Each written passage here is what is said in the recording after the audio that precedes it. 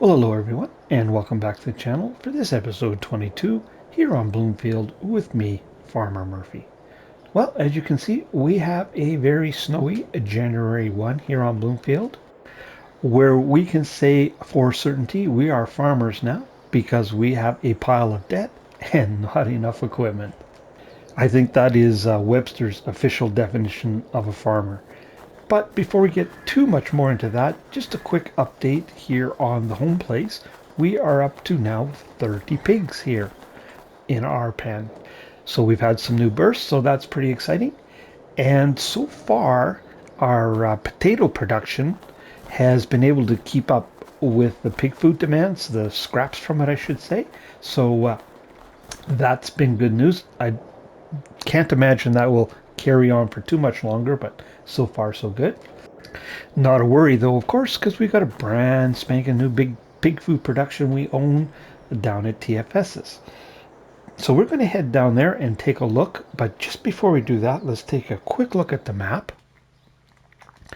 And we can see how things are set up here. Actually, rather than looking at the map, what we should start with is looking how the farms are set up. Here's the home farm, which has a balance of $102,000, but against that we have a debt of $100,000.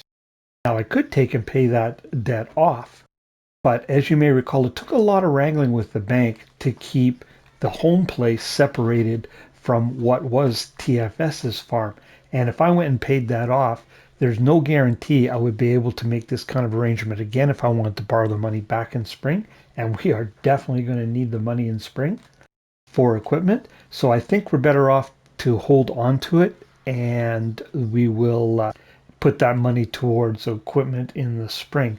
And we can't forget about that we still have the potato harvester on lease. That's what we were originally planning to do with that money, was pay the potato harvester off. So we're just going to hang on to it for now.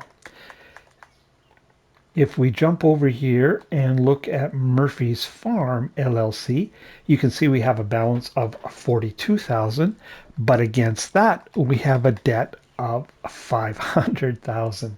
That 42,000 is basically what was left after TFS took out his $20,000 float that we started with when we were managing his farm last year. So essentially that is our payment for looking after the farm, but of course we got more than that because we sold off some pig food. And speaking of which, let's head down there and we take a look at the place, and we need to turn the pig food production on. So I will meet you down there. There, I turned our pig food production on. I did look it up, and it's between November and March when we get the best price for the pig food. In that time, it is March where we can buy canola at the best price. So what we'll do is we'll buy canola at the beginning of the month and then sell pig food at the end of the month. Now, let's take a look and see how many pigs we have, because I never even bothered to take a count. Wow, there's 100 pigs in there now. We have 54,000 liters, almost 55,000 liters of pig food in the pen though. And I know there's about 40,000 liters in the production. So I don't think there's any need for us to sell off any pigs right at this point in time. We'll continue to let them mature, and that way we'll get the best price when we do need to sell some off. You can see all the equipment that was parked over here, it's all gone. What do we have for straw in the loft? 216,000 liters. Oh, that's lots of straw. Speaking of which, I need to grab some and take it up to our pig pen. Very empty looking shed. I wonder if there's any diesel in the tank. Oh yeah, 4,700 liters, so we can make use of that. Ooh, another big empty shed. That reminds me. Our potato planter is sitting outside. I never did move that into our large shed. Off camera, I'll bring it down here and stick it in that shed. No reason for it to be sitting outside now.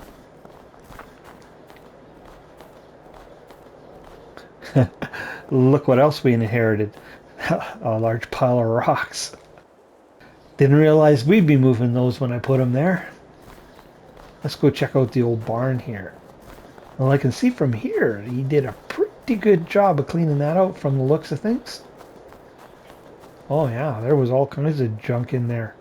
I guess we're just left with a few odds and ends here. A little bit of lime, it looks like. Some seed boxes. Looks like a generator. Huh, left an old toolbox behind.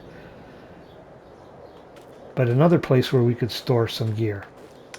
But it is all ours now. Oh, you know what? We never did look at the map, did we? Although, really, it hasn't changed. Oops, too far. Here's the home place.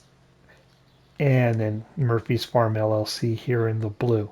Now, at some point going forward, we actually may transfer some of the crop fields to Murphy's Farm LLC, but not until we know we're out of the woods. Because from what I understand, for tax reasons, it might be beneficial to us, according to the one who knows. But for right now, we're definitely going to keep the home place separate. Well, there we go. That is the new place. So, you know what I think we should do is let's head down to Ben's and see what he's got for used equipment. So, I'll meet you down there. Well, we're down here at Ben's. It looks like he has all his used stuff sitting out here along the fence as far as tractors go. That's a big boy. Now, is that actually used? Let's just jump in and have a look. Oh yeah, it's got 18 hours on it, so that's used. A little out of our range. Small Massey. I don't think that's much bigger or even bigger than the John Deere we have. Oh, but this 6S, that'd be alright. Well, it's got quite a few hours on it though. But that would probably do us. Still got this large versatile sitting here. And, oh, you know, I think that's the tractor that he was using as a demo. Yep, bet it is. So that's sitting here used. Well, still got the rock picker. Looks like a mulcher, I'd say. Got a trailer. Ooh, nice little front mower. We could make use of that. Lime spreader we could. Oh, is that big harvester he had sitting over there? Nope, that's a different one because the other one was brand new. This is used. Ooh, another mower. We definitely could use one of those mowers. What's in here? Oh, this is where he's put his planters and seeders and such. We definitely could use that. But it looks like the Kubota is gone. Too bad, because that actually was what I was kind of looking for. Also looks like the slurry tanker is gone. Two items that I was actually quite interested in. The Kubota, as you recall, had pretty low hours on it. It was pretty good size. It was 170 horsepower. Anyways, well, let's go chat with Ben and see what he's got to say. And what deals that we might be able to swing. See what some of the prices are, I guess, first. Oh, it looks like he sold or moved off some of the equipment out here for sure. Some harvesters gone. I think there was a trailer too. So I'll go have a chat with Ben, see what he's got to say, find out what the prices are on some of those. Oh, look, he leaves his doors open. What a guy. And I'll catch up with you in a little bit. We're back up here at the home place. As you can see, I'm working on loading up these silage bales. January is the best month to sell silage, so I want to get these loaded up and sold. It's definitely going to take a couple trips, no doubt. You know what I should do here before I get too carried away is I should strap that one down so I don't end up loading it twice. So I did have a chat with Ben. That Massey is actually 180 horsepower. And he's asking $60,000 for it, which, man, we can afford that. That's pretty reasonable, I think. But he said we should hold on, and he doesn't recommend that Massey. He said it's not without his issues. So he wouldn't recommend it as a main tractor, especially in our instance, because we are just starting out. If it were a secondary tractor or just yard tractor, something like that, he said it'd be better suited for that. So he suggested that we come back in a month or two and he'll have something better to offer us. So I guess that's what we'll do. We aren't in any rush. So that's the story there. We'll carry on here. I'll get these loaded, as many as I can on one load, and then we'll go get them sold and see what we get for these. So I won't put you through this. There's bound to be a catastrophe here at some point, I imagine. Anyways, I'll get these loaded up and I'll bring you back in. Well, there we go. That is a load of bales. There's a few left here, but let's head off and get these ones sold. And we are going to Ben's sell point, surprisingly. I thought it might be the animal dealer, but Ben's offering a better price, so that's where we'll go. It's only $4 more, but $4 is $4. And by the way, I did close Ben's doors for him, so he is no longer trying to heat up the entire province of Alberta. You can see the snow has left the ground, but it is still snowing. Just shows you that it has warmed up. But anyways, I will meet you down at Ben's sell point and we'll see what we get for these. So I'll see you in just a minute. Now we're just rolling up here on Ben's sell point. And pretty soon we'll see our money rolling up, hopefully.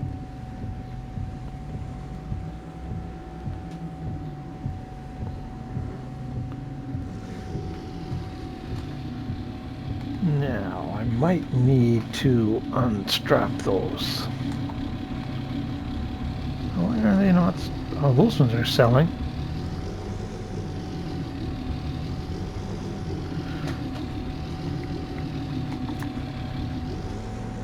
Huh, but they're not selling out of the back of the pickup truck.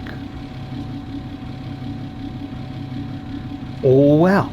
Alright, well I'll leave you there. What I'll do is I'll just go to the shop. Ben has a telehandler there and I'll bring it and get these unloaded into the sell point. So I'll catch up with you in a minute. Well, there we go. I got those two sold. It looked odd that they wouldn't sell out of the back of the pickup because other products do, but anyways, is what it is. So we are up, well, basically 25,000 on that. So we do have, what, 4 more bales there to sell, so I'll bring those down. Luckily I won't need to put them in the back of the truck, and I'll get those sold, and I will see you in a month or two. I think that's all we're going to do for this month, and I'll bring you back in when Ben is ready to have a chat. So we'll see you then. Hello and welcome back to the farm. Mid-February, as you can see. Pretty nice day here, 0 degrees. There is snow on the ground, but as soon as it warms up this afternoon, I imagine that'll start to disappear. Now our money has gone up here at home base, largely due to the sale of products from our farm shop, but my wife's income kicks in there as well. But if we were to look here at the actual, what we'll call farm income, it's gone down, or our funds have gone down. That is because there's some production costs, and as well we're servicing the debt. Now we're collecting some rent on that house. We have it rented out, but it's not enough to cover those costs, so we are slowly creeping down. But Ben has asked for a meeting here this morning. He has a proposal for us, so we're going to head down there and we're going to stop in on the way and see what we have for pig food in the pig food production, because we could actually, I imagine, sell some of that off. So I will meet you down at the farm. If we take a look, we can see down on the bottom right corner there, we have 109,000 liters of pig food. We still have 33,000 liters of corn. Most interestingly, we have 36,000 liters of barley. We have about twice as much barley as we actually need. Would have been nice to have that barley to feed our chickens, because we're going to have to go and buy some here fairly soon. But like I said, next year we'll do calculations and we will hold back barley and canola, or guess we won't be holding back canola. We're buying that, but we'll hold back the barley so we have it for the chickens. Oh, I guess we have to go over here. I just want to see how many pigs we have now, if that number has changed. It has. We're up to 105 now. The number at home hasn't changed, but of course they've matured, and they're eating more pig food now than we're providing from the scraps. And they've gone through about 5,000 liters of pig food here. So I'd say we're going between 5 and 6,000 liters a month in pig food with our current animal count. But with 109,000 liters, we can definitely sell some pig food off. Don't know if we'd want to keep less than 50,000 liters on hand. That'd probably be a good number. Of course, that depends too on how much we actually have in each pen. But we are going to buy next month some canola and make a bit more pig food. So we'll definitely have like $40,000 to $50,000 anyways, easily in pig food we can sell. Just taking the back way out here. So I'll meet you, well, I'll tell you what, I'll go to Ben's, I'll have the meeting, and then I'll meet you afterwards and let you know what it was about. So we'll see you after I chat with Ben. So catch up with you in a bit. Well, that was a very interesting meeting I had with Ben. Basically, what he said is we are both trying to grow our respective businesses, him his dealership and me my farm, and he suggested that we work together for our mutual benefit. What he's suggesting is that he would like to use my farm as a showcase for the brands he's trying to introduce in the region, the Klaas brand and the Horsch brand. Although while well-established brands in Europe, not so much here in Alberta. So he would like to use my farm as a place where he could send customers to see the equipment in action, or possibly even use some of the equipment I have or equipment he sends down there. A very real test drive, I guess you could say. And then for me to provide my honest feedback on the equipment, what I think of it. And I told him I didn't have a whole lot of experience on other equipment. And he said, well, some experience is better than no experience. And he's aware of what I've done for Neil and done a little work for Sims as well. And of course, the work I did for TFS before I bought the farm. And he said he was happy with that. He said, just give him my honest opinion.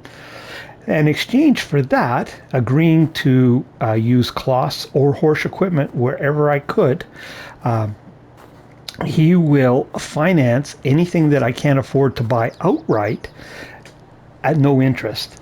And basically kind of, I don't know if lend-lease would be the right word, but what he will do is he will run a tally of the value on his books of the equipment that I take.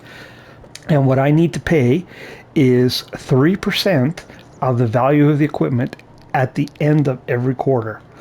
And then what he would like is that at the end of every quarter, pay based on the original value in the books, and then that'll reset at year end. And for example, let's say after the first year, I owed him $250,000, and that's what I was paying on. And then at the end of the year, I made a lump sum payment of $50,000. Then for the subsequent year, the 3% payment would be based on then $200,000, not the $250,000. So I don't know if you can make a better deal than that. And of course, he said, anything I can afford, I just buy outright. I don't even need to lease at all. And he's extended the leasing offer to used equipment too, which is something he wouldn't normally do. But he said if there's used equipment that we want, we could put that on the leasing plan as well. So I get the equipment at the beginning of the quarter. I get to use it all that quarter, and then I pay at the end of the quarter. And then, of course, at year end, look at the value I've paid, and that can be applied to one specific piece of gear, and then I would wholly own that. But anyways, we'll track all that in the spreadsheet, but I can't see how that isn't a good deal for us. And I think what we're going to do, I talked to him about this tractor we had on demo, and we can actually buy this for $92,000. So I think we're going to do that. I think that's a good starting spot for us. And I think we're going to just pay cash outright for that. And I think we're also going to buy this mower. It is, let me see, $8,600 for this used Claas mower. It's only like 3.5 meters, something like that, but it's twice the width of the mower we currently have. And we're going to also purchase this lime spreader. This is a killer deal because this actually got quite a few hours on it. It is only $3,400. So I think we'll buy those outright, and then we'll have to start putting some equipment on lease. But he's going to set those aside for us. What I need to do is transfer some money around. I'm going to take the money from our personal account and loan it to the farm. We'll put this equipment under the actual farm account, and once we get all that taken care of, we'll bring the equipment home. Now, just to know how I plan on doing this is I'm hoping when Ben sells it, it'll show up in the used store that I can purchase it. That's the plan. But of course, if it doesn't, what I'll have to do is just buy new, and then Ben will reimburse the difference. But I'm hoping we'll get the actual used equipment with the hours on it. But it doesn't always work, but that's what we're going to try. So he is going to set those aside. Oh, if we peek in here, we can see he's got a new harvester coming in, and that big versatile is actually getting worked on. It's going out. So yeah, it's actually, turning some stuff over.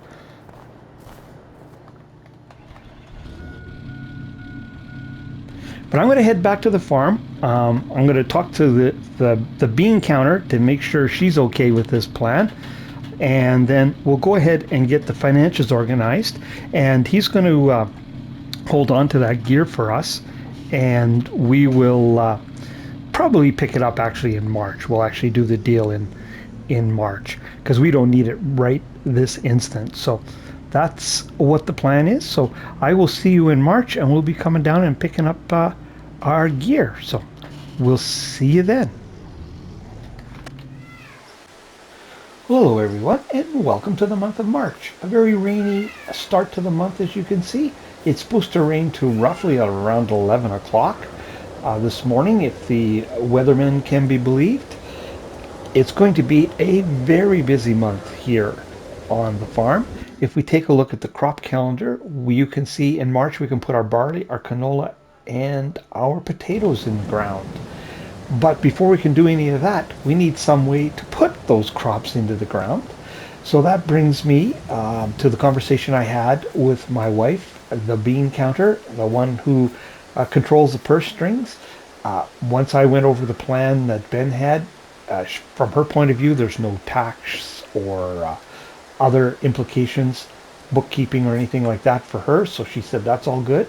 Now, she did say when she put me in charge of the equipment acquisition that her only rule was that I quit shopping on Kijiji. She just wasn't all that fond of any of my Kijiji treasures that I found. But she did say, now I seem to have swung the pendulum all the way the other direction. So I suppose maybe I have.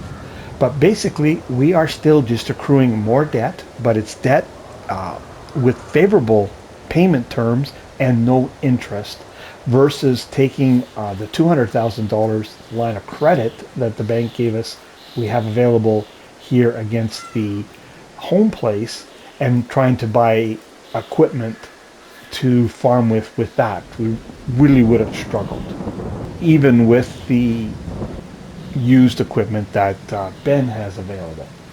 So the $200,000 line of credit we have here is kind of like a cushion to help us over any rough spots, rather than a actual finance vehicle for purchasing equipment. So that takes care of that. Now you can see I have the truck and trailer hooked up here. I was hoping to do some hauling this morning. We need to get barley from Neil's for our chickens. We need to get straw from the farm for our pigs, and we need to get canola for our pig production down at the farm. But our trailer does not have a cover, so I don't want to do any of that here in the rain. And speaking of the farm, if we take a look at the finances here, well, you can even see from up on top, I've obviously transferred over the $100,000 to the farm. And if we go over here, we can see our farm account is at 63,000. I did go and sell 2 loads of pig food, so that netted us $36,000 plus the 100. But then I went and paid for all the equipment from Ben. So our 3 pieces that we purchased, the mower, the lime spreader, and the tractor, now we own those outright. We can go and pick up from the shop, and we'll actually do that this morning while it's raining. But one thing that Ben asked us if we could do, if we could purchase all our equipment at the beginning of the quarter, just to keep bookkeeping simple. And it really shouldn't be a problem, and it really doesn't matter to us because we only make one payment at the end of the quarter to him. So what we're going to do is right now we're going to do some shopping. Now how this is going to work is Ben is actually going to send the farm the money. The money is going to, the farm will use that money to buy that piece of equipment, and then I will record it that we owe Ben that much. And once we've done all our equipment purchases, that will be the basis for our quarterly payments. And of course that will increase if the next quarter we go and buy more equipment, which this first year is very likely to happen. So what I'll do here is let's go in the menu, and I'm going to show you what I've decided to purchase. So let's start here with a seeder. Now I did waffle back and forth on this one quite a bit because we basically had 2 choices here, a 3-meter version or a 6-meter version. And in the end, I decided we're going to go with the 6-meter. It's right on the edge of our horsepower limit, but our property is pretty flat. And I do want to upgrade or add a field for more canola. So we're going to have more seeding to do. So I've decided we will bite the bullet and take that one now rather than have to do an upgrade later on. So that's the seeder we're going to get, the horse 6-meter. Now for the planter, the smallest planter that we can get from Horsch is 6-meter, actually 6.7. But it's well within our window of horsepower availability. Now, standalone, it only has 630 liter capacity, but we currently only have the one field. So I think we're just going to go with it like that for now. And if we go over here, let's take a look in the shop. I'll show you. We have a seed box here, and there's a couple down at the farm as well that we can put seed in, and we'll just use our John Deere as a seed tender if we need to. I don't know how much more acreage we're going to put in that we need a planter for right now, so I think that's what we're going to do for that. Now the other thing we're going to need is it's right there, a roller. Now it's not Horsch, but it is a brand that Ben carries, so we're going to go with this Diablo multi-roller. It's a little bit big for sure, but it also, with some adjustments, we can use it as a mulcher as well. So that kind of makes good sense. One piece of kit that'll do 2 jobs for us. So that's what we're going to go with there. Now the other thing that we're going to invest in is in a slurry tanker. I know we have a small one now, but it takes quite a while, a lot of back and forth. Oh, slurry, where the heck are you guys? So I think for now, we're just going to go with this one right here. Not overly expensive. It's got a capacity of, what was it, 8,000? Where is it? Yeah, 8,200 liters. And I think on our grass field and on our potato field, that is about what we were using, around 7,000 liters on each, something like that. So it'll just mean one fill up. The one thing I haven't decided on, and I have talked to Ben about that a little bit, and he's okay with it, I don't know what we're going to do for fertilizer spreading yet. I don't know if we're going to go solid. I don't know if we're going to go liquid. And so the jury's still out on that. I really haven't decided on that. But get our crops in the ground and we can get our grass fertilized and our potatoes fertilized. We just need to figure out what we're going to do at the farm on those other crops. So, and technically March is the end of the first quarter, so we are not into the start of the second quarter yet, so we've got some time.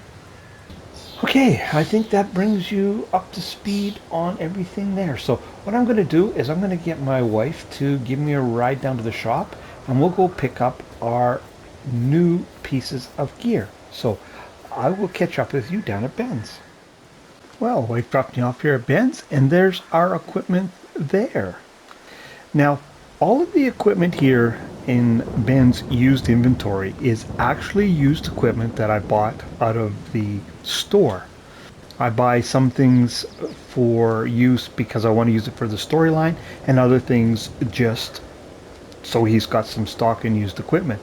Now you'll notice that things come and go because I do sell off things and bring in other things, so it simulates that product is moving. And that actually is the case too in the main shop. Now some things I do point out, some big things, if I think of it, but I'm constantly kind of moving things around here a little bit, selling off some other stuff, replacing it with something different. So it looks like it's an actual active dealership. The only one I'm really guilty of not doing anything with was the horse equipment down at the other end there. But you're going to want to keep your eyes open because things do change, like this right here. That's something new. So I do try and keep it so it's more like a living dealership, not just static. But the reason I mention that is when it comes to buying used equipment, now it doesn't work every time, but in this case it did, is Ben sells it and then I turn around and buy it from the used market. So if we look at this tractor, we come in, it has 8 hours on it. It is the actual tractor that was used to do all the demo work here earlier on, as you may recall. But if we look, it now, oops, wrong spot. Want to look, it's actually in our inventory. It's owned by us. And it actually worked out this time for all the pieces of gear. So if we look at our lime spreader, it's got 30 hours on it. And our mower is got 5 hours on it. So that is how I do that. I don't know, for some reason, every once in a while, when you sell something, it won't pop in the used market, but I try and make sure I sell it when there's only 1 or 2 items in there, and it usually works most of the time. And this Ben having this used inventory kind of like replaces the mod on PC that you can have, where you can have a much larger used inventory. But anyways, enough of that. Here is our new tractor, and this equipment, I know I've said it before, but I'll just repeat it one more time. This is ours. We did not finance this. We paid cash outright.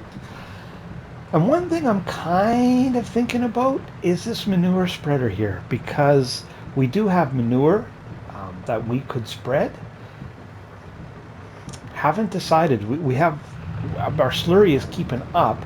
I really wasn't planning on doing any more or any other organic crops, but he's got that on, on the cheap. It's got a fair number of hours on it, so I am kind of waffling on that one, buying it outright, not leasing it. That is one thing that is another major advantage with the deal we have with Ben, is that we can now lease used equipment, and he will even rent new equipment on a short-term basis if we're stuck. And that's might be what we do for a fertilizer spreader this year. Like I said, I'm waffling whether I want to go solid or liquid. There's a little sprayer I'd really like to use. It would work good. It's just not a brand that you see around here, that little Stara sprayer. It would be an excellent self-propelled sprayer for our farm, but I just haven't decided if I want to deviate from a brand you might see here in North America. I've never seen any Star equipment, or maybe what I'll do is I'll Google it and see if there are any dealers in Canada, because if I could justify having that Brazilian, I think it is, or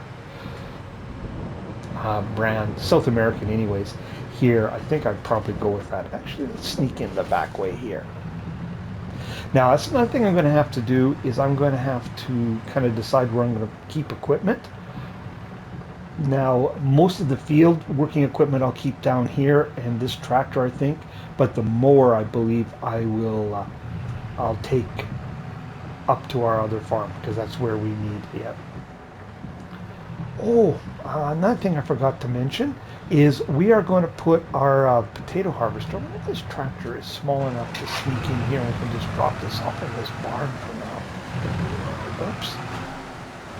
Not if I, well, that mower's not going to go through there. All right, scratch that idea. We will just run this, put it in this shed. We're going to move the potato planter that we have leased against the home place. We're going to put that on the list and put it against the farm here. Ben has no problem with that.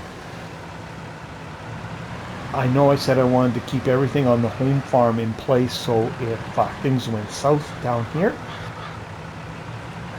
But really, we're leasing it now, and if we lost it along with the farm down here, we could just release another one for the home place. So we're going to do that because we're paying interest right now, so why pay interest if Ben is okay with having us move it over to that. So that's another thing I'm going to do.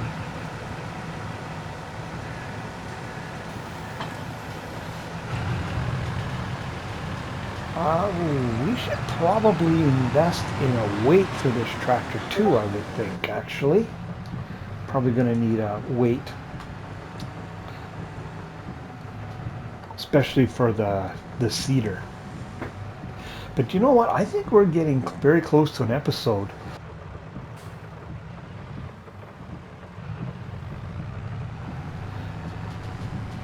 A little heavy-handed on the brakes there. Now this one is going to be a fairly chopped up episode, so I apologize for that.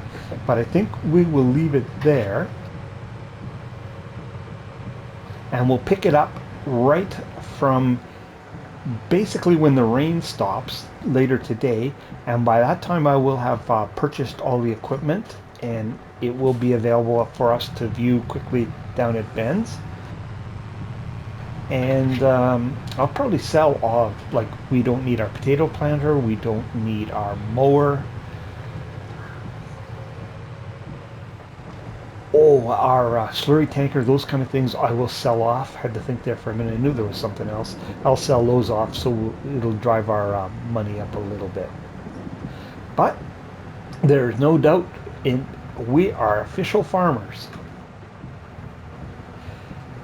So the fun really will kick off next episode and in earnest. But if you're still with me, really appreciate you watching. If you haven't already, I encourage you to hit that like and subscribe button. And if you want to see when other content like this lands, don't forget about that old notification bell. But for this episode, here on Bloomfield, it's Farmer Murphy, signing off.